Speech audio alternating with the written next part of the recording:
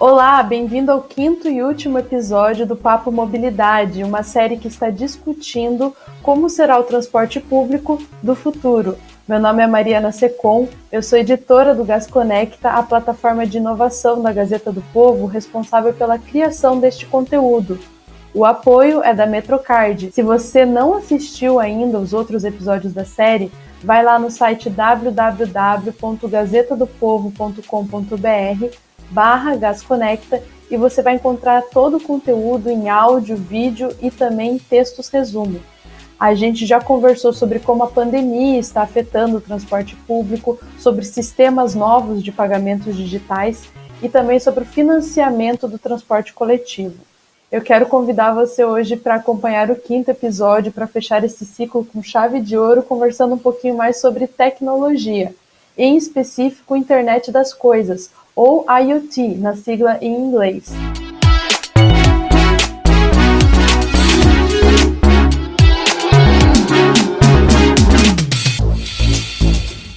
Pois é, essa rede que está conectando objetos, dispositivos, todos para conversar, trocando dados e coletando informações, é como será o nosso futuro, não só a nossa rotina em casa e no trabalho, mas o transporte público também está dentro dessa realidade.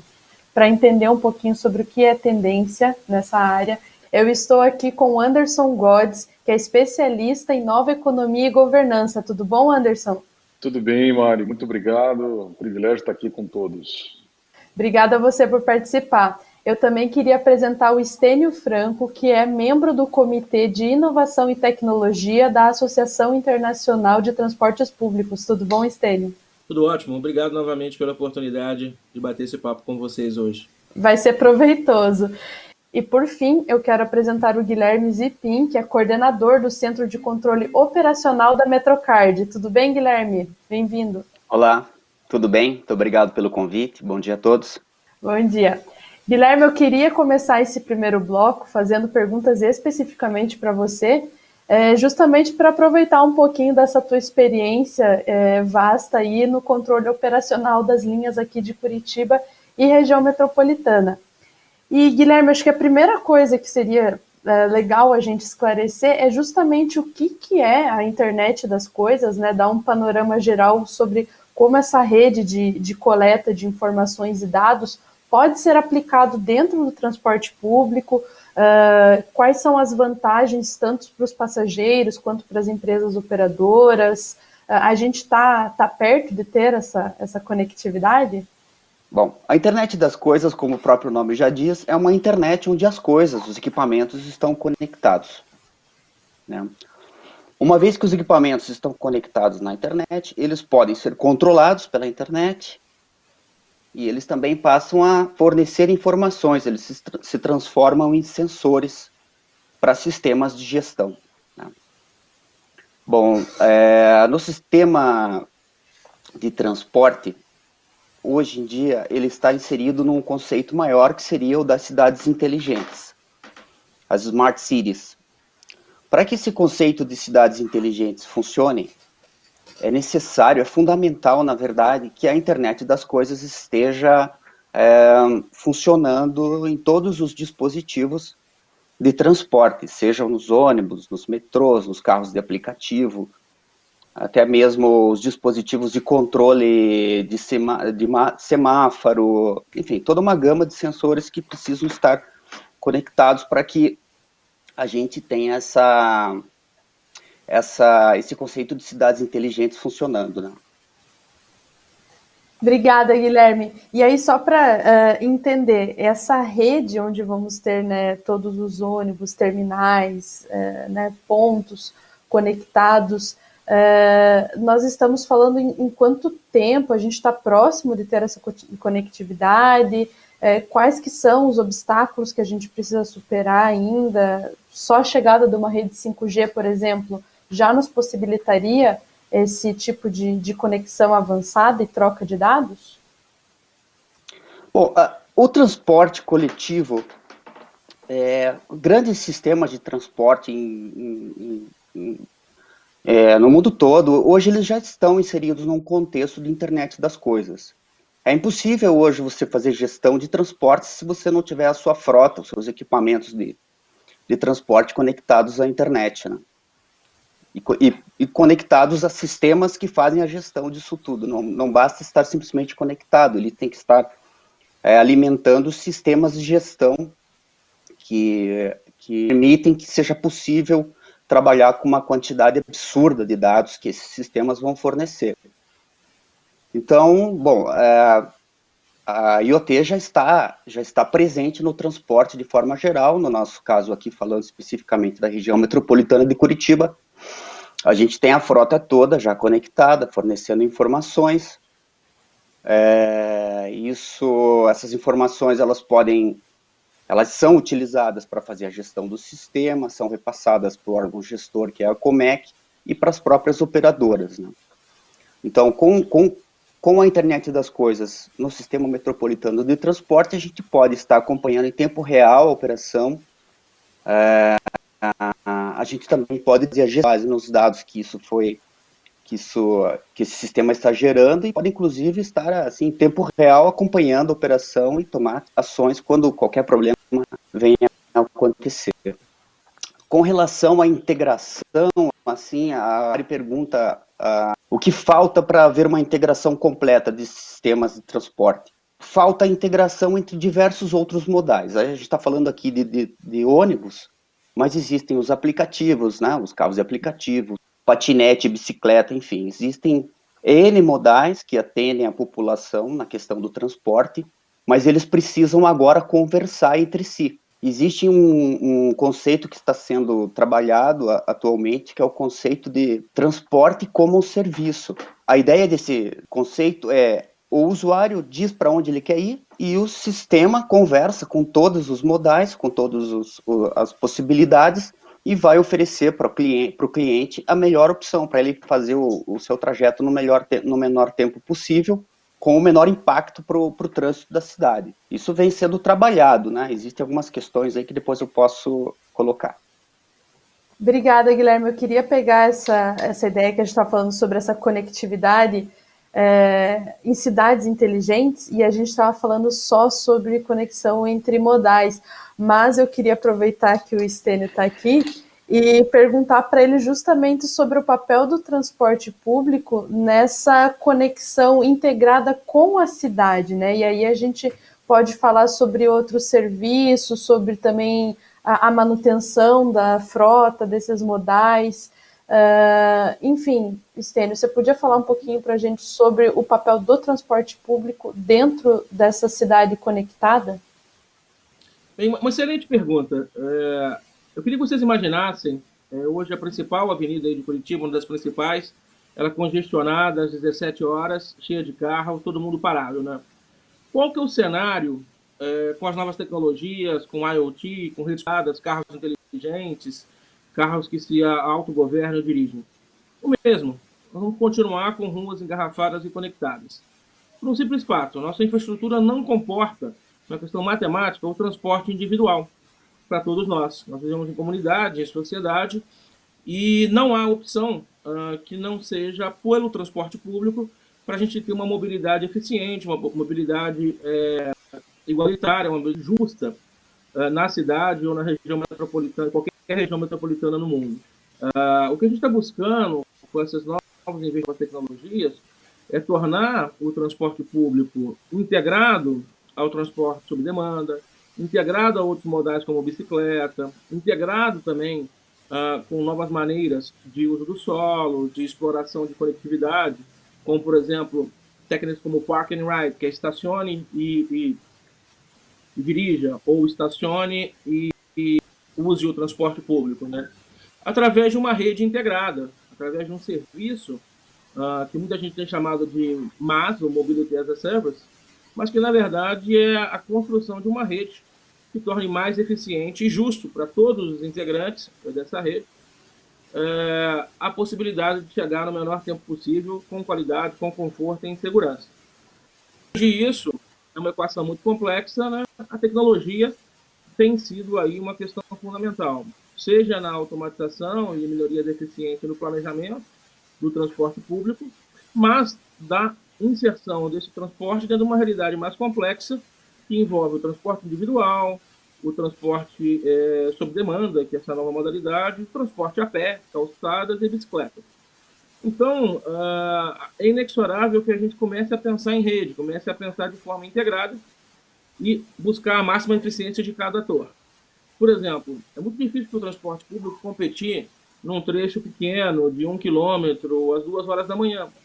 Tem baixa demanda, baixa carga e alto custo operacional, e talvez o transporte sob demanda pudesse suprir essa necessidade. Por outro lado, o custo do transporte sob demanda ou transporte individual não é competitivo em relação ao transporte público. No metrô, por exemplo, eu tenho um custo quase de 10 centavos de real por quilômetro, comparado a 1, 2 por quilômetro de um transporte individual ou um transporte sob demanda. Então, é um admirável mundo novo. A gente começa a ter informações e dados para planejar melhor essa rede e esse novo serviço, essa nova oferta para o cidadão, que envolve uma conexão maior com a cidade e com tudo que ela pode oferecer. Então, um desafio muito grande.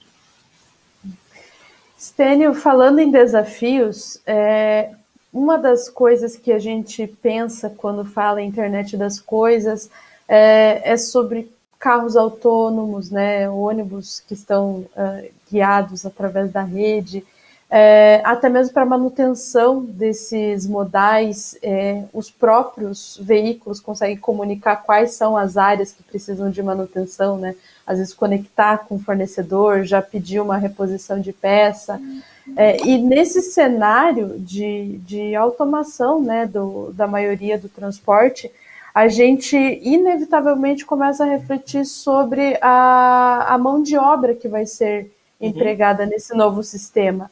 E aí eu queria que você falasse um pouquinho para mim sobre que tipos de profissionais já podem, né, estar se preparando para atuar num transporte que esteja dentro desse sistema um pouco mais avançado de internet das coisas. Perfeito. Primeira coisa, não temer a mudança, não temer a evolução tecnológica. A tecnologia geralmente traz melhores empregos, trabalhos mais agradáveis, confortáveis e com menor risco e com maior satisfação para quem se envolve. Hoje a gente está abrindo perspectivas para jovens e senhores até de trabalhar com novas ferramentas que permitam que o que é processual, o que é recorrente, o que é chato, né, seja automatizado e que a gente utilize a nossa experiência, sagacidade para planejamento, otimização e melhoria. E as oportunidades são para todos, tanto para os jovens que têm uma afinidade por tecnologia, até pelas pessoas mais experientes no sistema. Vou dar um exemplo: nas principais capitais e cidades, quando se implementa um sistema integrado, gestão ou operação, geralmente os operadores e controladores desse sistema são os antigos motoristas, são os antigos partícipes, porque eles conhecem o dia a dia, conhecem a rotina, né? Agora, é fundamental capacitar as pessoas. O que é necessário? Não é necessário nada mais do que vontade de aprender, curiosidade, né? E está aberto a buscar novas maneiras de fazer aquilo que nós fazíamos de maneira não tão eficiente. Na verdade, eu não gosto de falar em corte de empregos ou de oportunidades, mas eu gosto de falar na criação de novas e múltiplas oportunidades. Visto, por exemplo, hoje a gente tem um dos maiores empregadores das regiões metropolitanas do transporte on demand, que não era uma oferta, uma disponibilidade para grande parte da massa de trabalhadores que não tinham aí uma atividade fixa. Passa a ser uma alternativa, um novo modelo, que eu acho que pode ser bem-vindo, integrado a um planejamento completo da rede, com prioridade para o transporte público, com prioridade aí para um transporte mais eficiente, mais barato e mais justo para toda a população. Obrigada, Stênio. Eu queria falar sobre mudanças agora com o Anderson e falar, na verdade, sobre mudanças de modelos de negócio, né, Anderson? Porque quando a gente fala em internet das coisas e essa rede conectada, a gente está falando sobre o modal, mas o passageiro também passa a estar conectado nessa rede e também fornecer, né, dados sobre o seu comportamento, sobre as viagens, os locais onde vai, enfim. E aí, Anderson, eu queria que você me respondesse se essa nova tecnologia, que não sei se a gente pode colocar assim como tão nova, mas com o avanço da internet das coisas, dá para repensar novas formas de rentabilizar o transporte público e até tratar esses dados? Sem dúvida, Mari, e pessoal, estou aprendendo muito aqui com vocês, muito legal. Eu acho que o conceito de plataforma, né, essas estratégias de plataforma, que naturalmente várias empresas dessa nova economia nos ofereceram novos modelos e tal, eu acho que são ganhos que a internet das coisas traz na medida em que tudo vira um device, né? Quer dizer, tudo.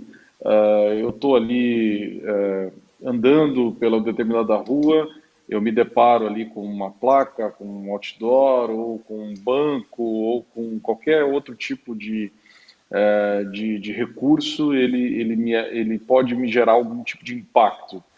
E do outro lado dessa ponta, eu como usuário passo a ser também no conceito do livro Organizações Exponenciais, né, dos ativos alavancados, né?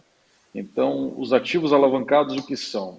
No fundo, são a coleta das informações através dos ativos descentralizados, sejam recursos, sejam por internet das coisas, sejam pelo avanço da 5G, mas o fato é que, assim como acontece no caso do Waze, né, ao invés de a gente tradicionalmente, como pensaríamos no modelo convencional de negócio, espalhar pontos de captura, né, por vários locais e tal, para poder perceber como o trânsito estaria numa grande cidade, o fato é que o Waze classicamente usa o que tecnicamente a gente chama de ativos alavancados, que é de usar o nosso próprio celular para gerar valor para ele, né?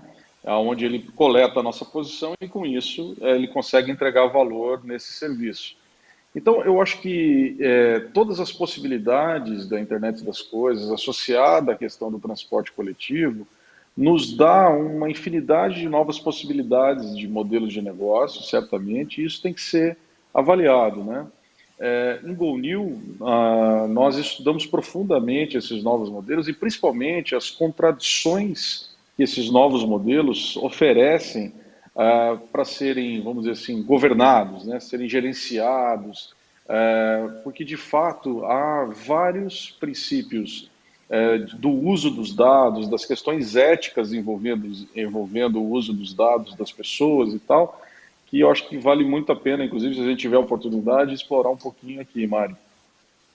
Eu quero explorar, sim, Anderson, era a minha próxima pergunta para você, justamente agora com a entrada da LGPD, a discussão em alta de redes sociais, né, como estão usando nossos dados, como isso está sendo tratado, e aí tem sempre essa pergunta de, putz, vamos estar cada vez mais expostos a uma quantidade maior de informação no nosso dia a dia, e eu queria te perguntar como é que as empresas operadoras podem gerenciar e até dosar, né, essa coleta de dados, e a gente também, como usuário do transporte, como é que você imagina que vai ser o tratamento dessas informações?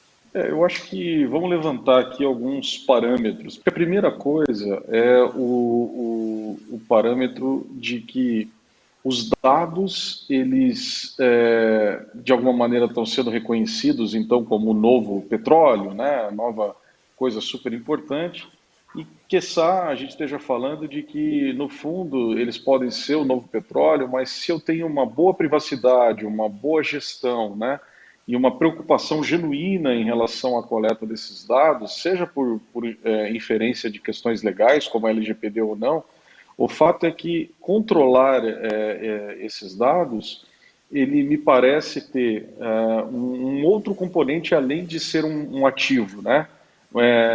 Se eu estou falando que é o novo petróleo, talvez ter a privacidade adequada seja o novo verde, né? Ou seja a evolução dessa energia ou desse ativo, né?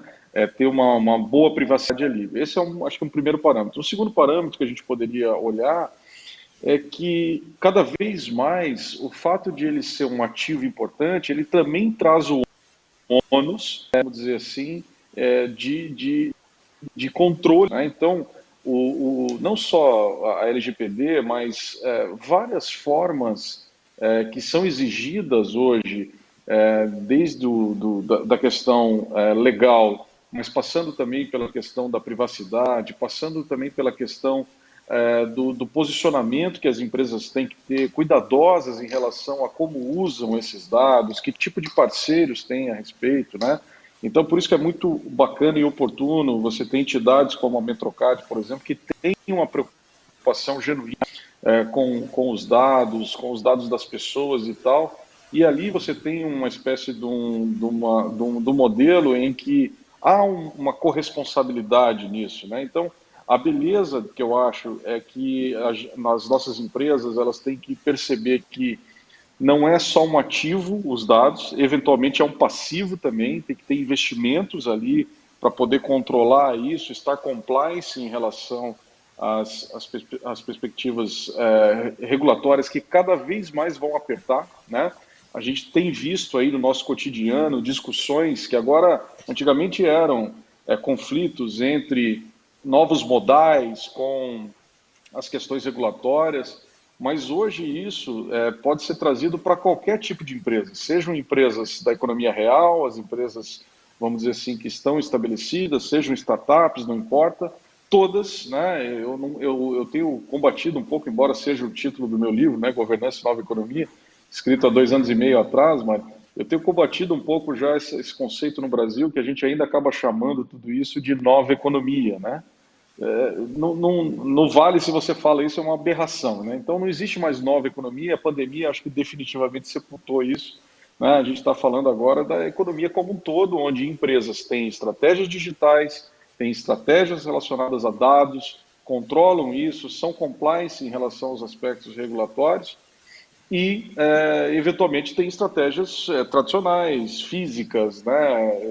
Seja no varejo, seja no transporte, enfim. Então, eu acho que essa análise e a preocupação, voltando à essência da sua pergunta, nós temos que nos preocupar com basicamente duas coisas. Primeiro, não só os dados são ativos, mas também são passivos, e eu tenho que reconhecer que há um esforço maior financeiro e de controle para estabelecer e estar compliance a isso, no mundo absolutamente hiperconectado.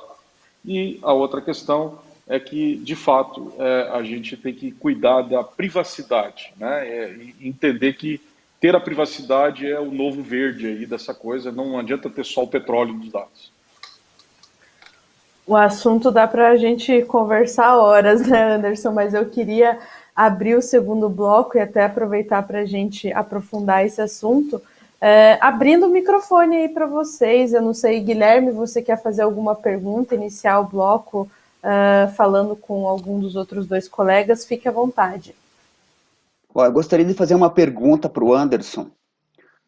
Como é que ele enxerga, como é que ele está acompanhando essa questão da regulamentação e da questão da segurança jurídica que envolve esse novo ecossistema de transporte super integrado. A gente tem diversos atores aí que hoje compõem o transporte, compõem a mobilidade, e a gente vê coisas como o que vem ocorrendo agora na Califórnia com a Uber, onde o governo da Califórnia quer obrigar o Uber a reconhecer os motoristas como funcionários, e isso pode até inviabilizar, de repente, o negócio do Uber.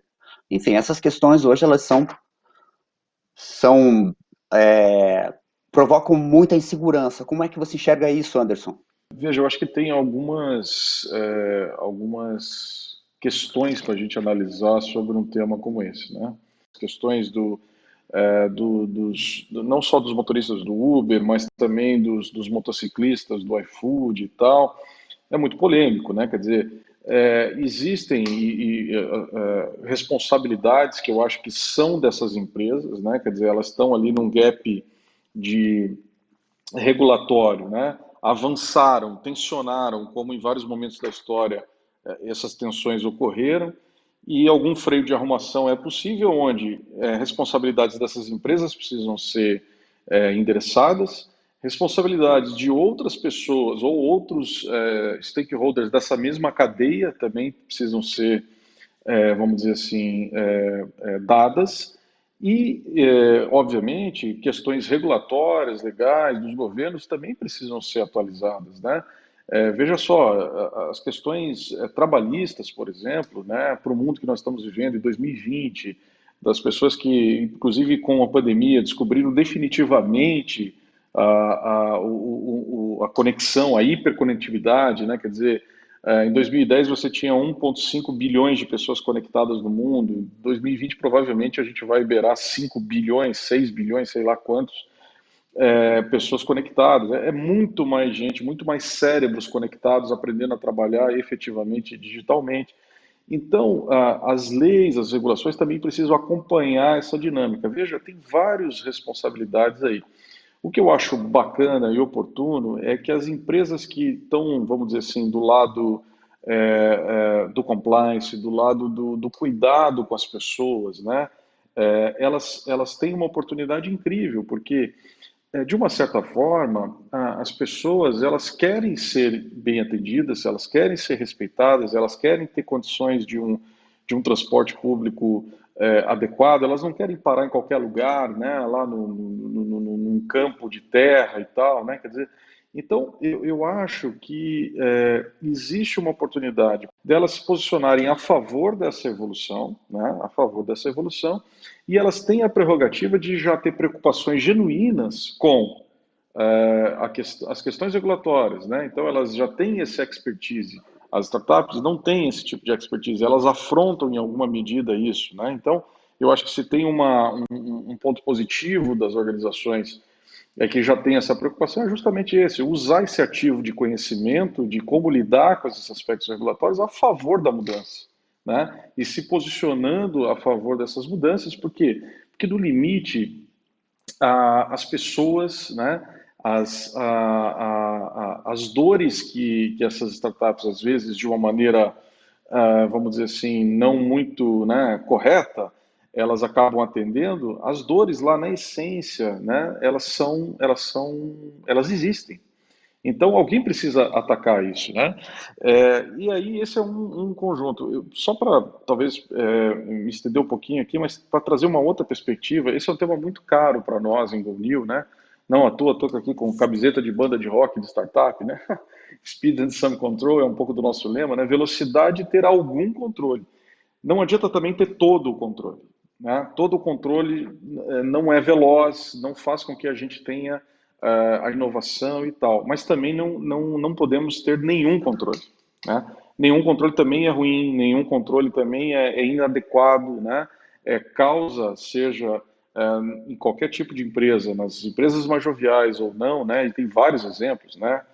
Aí a gente tem exemplos como o YouWork, como, enfim, eu não vou entrar aqui em citações específicas, mas o fato é que nesse aspecto todo existem um ambiente que nós temos que entender de competitividade que ele é muito mais amplo, né?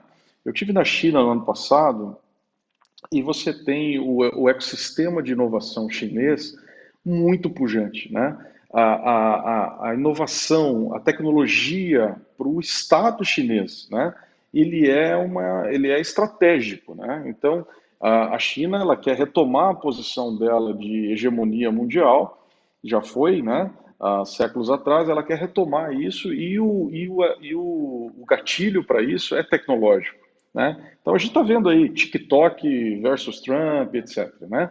Então, perceber que a competitividade ela é mundial, que nós estamos falando de plataformas como TikTok, Uber, etc. e tal, que são empresas Estado, né, digitais, globais, né, monopólios que é muito mais difícil a gente ter a percepção do quanto eles são monopólios, porque não é tácito. Eu não tenho ativos que eu consiga dizer que você tem X fábricas ou você tem X ônibus, etc. Entendeu? Então, como é dados e é na nuvem, as dificuldades da percepção em relação a antitrust, a monopólios é muito mais difícil. Isso reconhecido pelos próprios órgãos antitrust, por exemplo, americanos. Então, só que a competitividade ela é mundial. Então, o cuidado que eu acho que nós temos que ter é o seguinte: eu não posso ser contrário às mudanças e eu não posso, diante das questões regulatórias, né, usar isso como um escudo, porque no final do dia é o país inteiro que está perdendo e não avançar. Então, movimentos como esse aqui, que eu acho que a gente tem oportunidade, provocações que a Metrocard tem, sempre muito inovadora, né? E aqui, através do Gás Conecta, são muito legais para isso, porque essas discussões elas têm que ser feitas de peito aberto, né? De uma maneira muito transparente para que a gente evolua como país, né? A gente consiga entender qual é esse sum control que a gente precisa ter dos aspectos regulatórios, ao mesmo tempo ter inovação e ir encontrando esses meandros aí, porque se como país nós não fizermos, nós vamos ficar para trás, os chineses vão dominar, né, e vão avançar tecnologicamente aí por cima da gente. Anderson, se você quiser aproveitar que você já está com o microfone aí e devolver a pergunta para o Stênio e quiser aprofundar algum detalhe, aproveita. Ah, legal. Legal. Putz, e nessa linha é ótimo poder ouvir aqui, por exemplo, o Stênio, né? Se o Stênio quiser colaborar, acrescentar ou, né, contestar, também é um espaço bacana aqui para a gente aprender juntos aí com o contraditório. Não, pelo contrário, Anderson, esse debate está chato, porque eu estou concordando muito com o que vocês estão falando.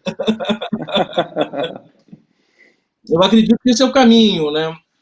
Com as nuances, eu acho que dão um pouco de sabor à mobilidade urbana e ao transporte público, né?